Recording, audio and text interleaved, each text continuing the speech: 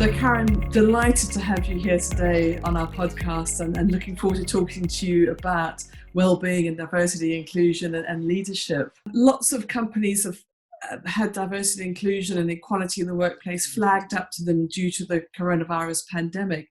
Is that what you found with your leadership team at Wood as well? I think it's maybe not that it's, there's always been an awareness, as you've mentioned. I think what the coronavirus has done and some of the sort of current affairs, things that have been going on has just heightened awareness and accelerated some of the activities that we probably already, had planned. It would probably just taken a bit longer. So it's really accelerated those activities. And I think enhanced an understanding about individual circumstances and, sort of needs at a local level, as well as bringing, maybe some conversations to the forefront, some quite difficult conversations to the forefront, which has got our leadership team thinking in maybe a slightly different way. So that's really interesting that you're already on the journey. So are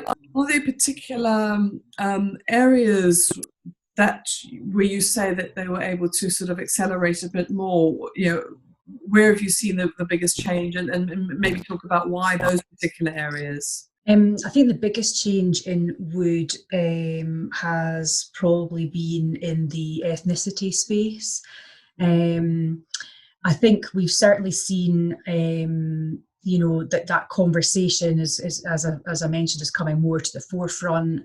I think some of it might be quite uncomfortable for some leaders, but I do think there's now a real focus and desire to take action, which I think previously our focus had been on the stuff, I guess, it was easier to get after, the gender sort of diversity, flexible working, that sort of stuff was always there. I think this has really put a focus and a spotlight on other areas of diversity and inclusion. And these are quite big organisational issues: diversity, inclusion, ethnicity, and so on.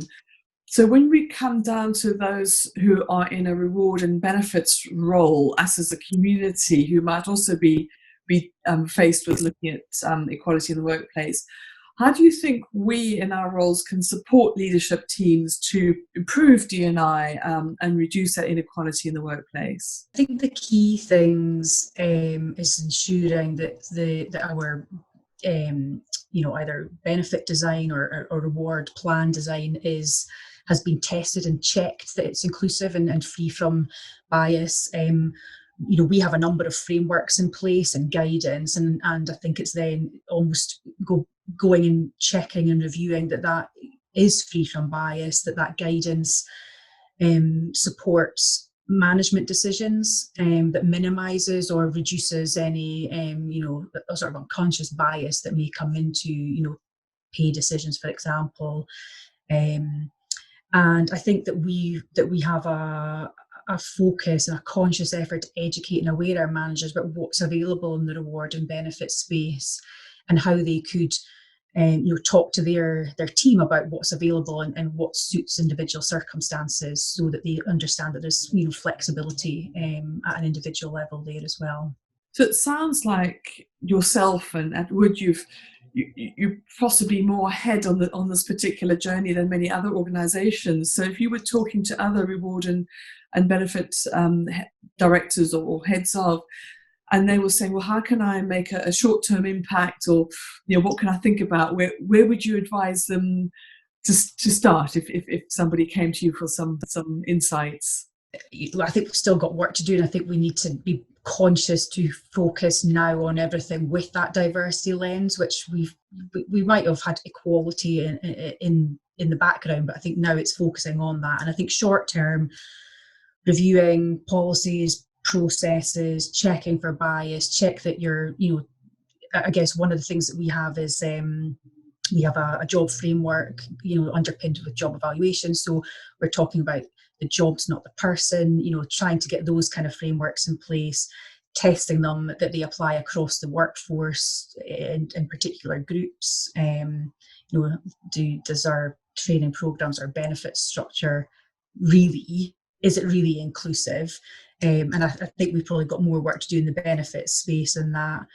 And I think longer term, is because this is all linked with our sort of the D&I space is linked with our talent pools and talent pipelines, is then trying to make sure that we've got the building blocks in place that keep reward and talent connected, but also support agility, and that we can move and be quick to move and change our so I don't know, reward frameworks, etc., that meet the needs of the future business. And I don't think that's easy to do.